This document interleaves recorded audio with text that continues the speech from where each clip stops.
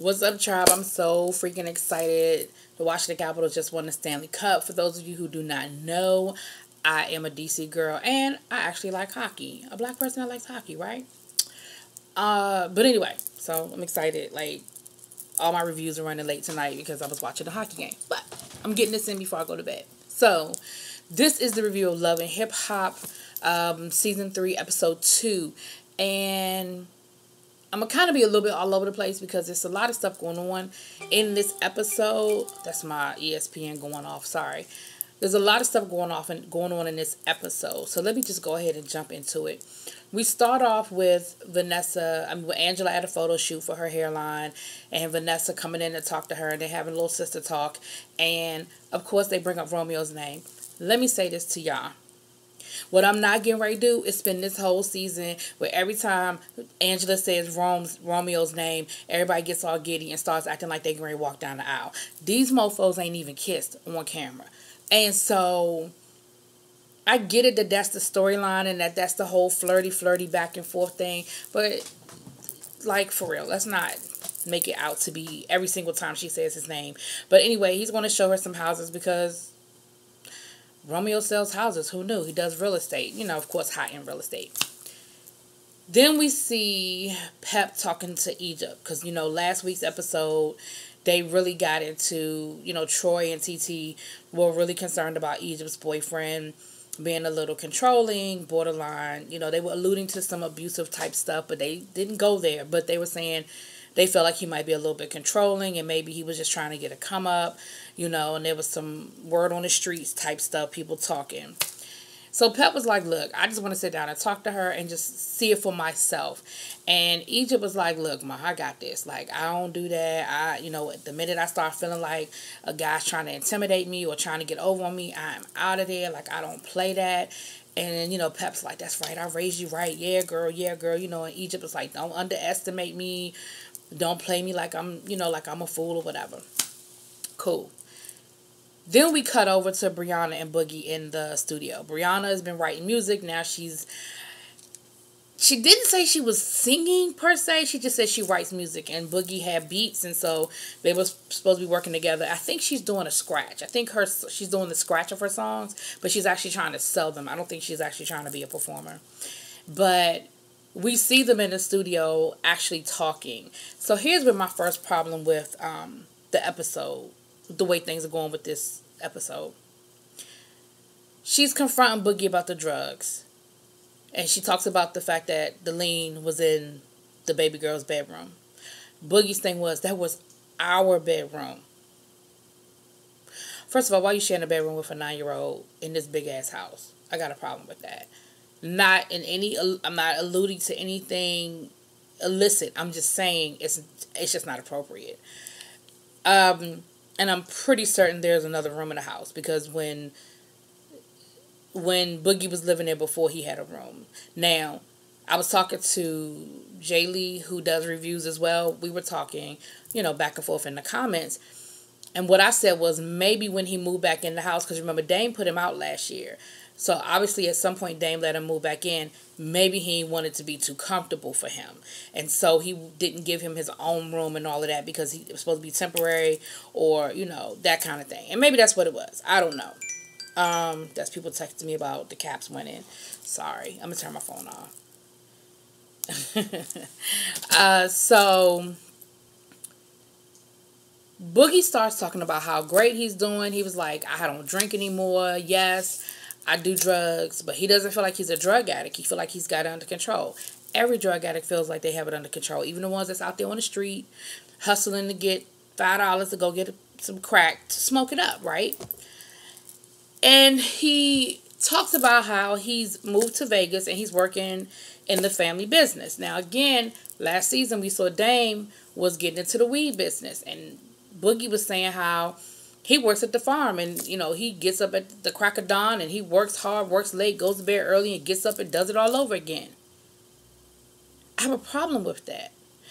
I have a problem with the fact that, Dame, you are so concerned about your son being a drug addict, which he is. why are you letting him work at the weed farm? Now, I know people feel like weed is no big deal and it's a suppressant and it's not this and it's not that. But if you already have an addictive personality and you already have some sort of substance issues, that is a gateway. And so, Dame, for as concerned as you are, which I know you are, and I know you are genuinely concerned for your son, this is no criticism, that's probably not where he needs to be working. Just saying. We find out later he ain't working there, but that's another conversation. In that moment, that's what we get. Then we cut to Angela and Egypt having lunch. I feel like this was a really genuine moment. I think that Egypt genuinely looks up to Angela as sort of like a big sister type figure. Angela's older than her, but she opened up to her about her boyfriend, and Angela even talked to her a little bit about the relationship, her relationship ending and stuff. And, she said, but I'm good. I'm in a good place. I'm doing well. And Egypt tells, her about the boyfriend who got the 2 babies by the 2 different baby mamas, and they live together.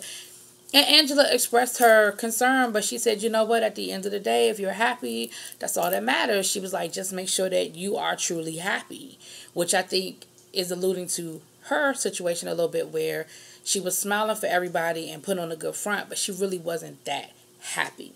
But again, I felt like it was a really genuine moment between the two of them. Like, I really, really felt like there was something real there. Then we see Master P and Rome in the studio. And the only reason for that scene is for them to talk about the fact that Master P is working with the Orlando Magic to get his liquor brand actually put into the arena. And so Master P was like, we're going to Orlando. This is going to be really big for us to try to get this, bring this into the arena. We're going to be the first people to be able to cross our brand over on that scale. And Rome was like, yeah, I think I'm going to take Angela to Orlando. So that was the only reason for that scene. Because later on in the episode, Angela agrees to go to Orlando with him. So we're going to see how that works out. But anyway, then we see Chris and TT working out. And again, the only reason for this scene is really so that they could talk about the Brianna situation. And Chris could let TT know that maybe Brianna's mad about the whole Rome thing. And when she showed up at the photo shoot, you and Rome were all hugged up. And TT was like, what? Like, really? You mad over that? Over Rome? And, of course, we all said the same thing, because guess what? Rome ain't thinking about neither one of y'all, nor is he with y'all. He owes you nothing. He owes you no explanation. He owes you nothing. There's nothing there. And Rome don't even know it's a problem. Brianna, you the only one that know you mad. And why you mad. And you don't even have a reason to be mad about that. Alright, I went fast through all of that because I want to kind of get on this for a minute. We flip to a scene where Brianna is at the house with Dame and his girlfriend. And Brianna is like, yeah, I just talked to Boogie. He said he's doing really well. He's not drinking anymore. He's working at the farm, blah, blah, blah. Dame was like, Boogie ain't been at that farm in 2 months. Brianna is like, are you serious? And she looks really hurt because, again, drug addicts lie. That's what they do. And it does hurt because when you think you're a friend with somebody and you think it's genuine, it hurts when you're like, well, why would they lie to me? Like, I got their back. I'm trying to be there for them. Why they lie to me? Been there, done that, boo. Not to get too much into my personal situation and my family situation, but I've dealt with this. And I've dealt with this on a family level. And it is really, really hard when it's a family member. Because you got to make some hard decisions when you're dealing with substance abuse and love. Somebody you love in that way. And so Brianna is hurt. Like, she's genuinely hurt because she really felt like why is Boogie lying to me? Well, Dame lets us know really how serious this situation is. He's talking about how they've been called in the middle of the night because Boogie's in the hospital dealing with overdose. People have called Dame to come and pick him up from their house where he's nodding off like a straight addict. You know what I'm saying? And Dame actually shows Brianna some video footage, which they don't show us. They said, they were asked to not actually show that footage, and they're respecting that, which I can respect. We heard it and we see it, like how Dame is talking about it. We don't need to see the specifics of him nodding off. Like, I don't need to see it. But what I did after this scene, and Dame is just like, I'm done talking about it, I'm done. And he walks off. What conclusion I did come to with this scene is Boogie don't need to be on this show. This is not a storyline. This man, young man, is in crisis. And either he's going to get help or he's going to die. There's no in between here. You are not okay, Boogie. You are not a functioning drug addict. Because there's some people who can get up every day, go to work, come home, get high, get up every day, go to work, and they don't miss a beat. Those are people that you call functioning drug addicts. Boogie, that's not you. If people are calling your father in the middle of the night to come and get you, and Dame said that there have been times when he thought his son was dead, this ain't a storyline. And Boogie, this doesn't need to be a reality show for you, because that's not what this is. This is not a joke. Like the first season when you had the DUI, okay, shit happens sometimes. We've all made bad decisions. We're at the bar, had one too many drinks, thought we could get home, didn't mean any harm by it, got fucked up, got pulled over, got caught up. When it happened a second time, my issue when it happened the second time wasn't so much that it happened twice, was that your attitude about it was like, it's not a big deal, I don't know why everybody's tripping. That's what I knew you had a problem. Now, I know you have a problem. And it's not a joke. It's not a storyline. It's not made for TV. And y'all need to not, this is already a done deal. You taped the season. And I don't know where this direction is going. It looks like they have some sort of intervention with you later on in the season. But again, this isn't for TV. This is serious. This young man is truly, truly in crisis. And we didn't know how bad it was until this episode when Dame really broke it down. So, I've said my piece. Now, moving on. On the lighter side, Angela and Rome, they do hook up. He shows her some houses. They kind of flirt a little bit. And that's when he invites her to Orlando. And she agrees to go. And again, it's cute. They're taking selfies and they're talking. And, it's cute. Egypt decides that she's going to have a game night at the house, at her mother's house. Which is funny because you ain't call your mama to ask her. You just setting up game night. But, okay. Game night is happening at your mama's house. And you inviting everybody. Angela says she can't come. Like, she was real quick with it. Can't make it. Romeo says he probably can't make it. He got some stuff he's doing. But before we get to the game night, we see where Troy asked to meet with Brianna because he wants to talk to her about something. Well, come to find out, Brianna and Egypt's boyfriend exchanged phone numbers when they met because, again, Brianna was like, I write music. You're helping Egypt with her music career. Maybe we could work on some songs together. That's why I gave him my number. I didn't give him my number on no trying to get with him type shit. Well, he's alluding or making it seem like that's what it was about. That Brianna was trying to get with him. And Brianna even said something about him texting her in the middle of the night or whatever.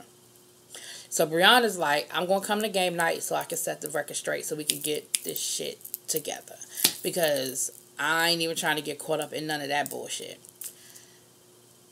Well, then we get to, it's game night, but before we actually get to the game night, we see where Angela, she didn't go to game night because she was going out to dinner with a good friend of hers.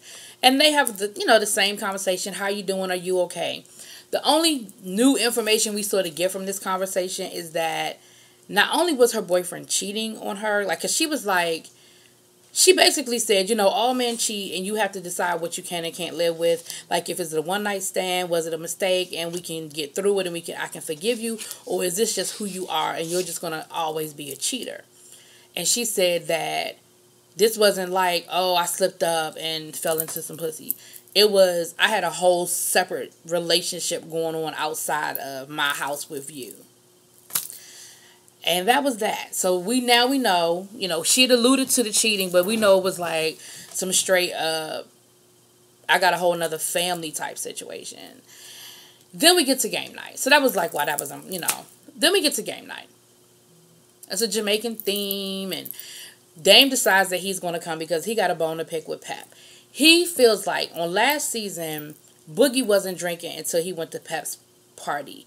And when she first offered him a drink, he said no, but then she kind of pushed it, and he went on and took the drink. And then what Dame is saying is he's been in a downward spiral ever since. Like, he was getting himself clean before that, but then he took the drink from Pep, and boom, boom, boom, boom. This is what I'm going to say to that.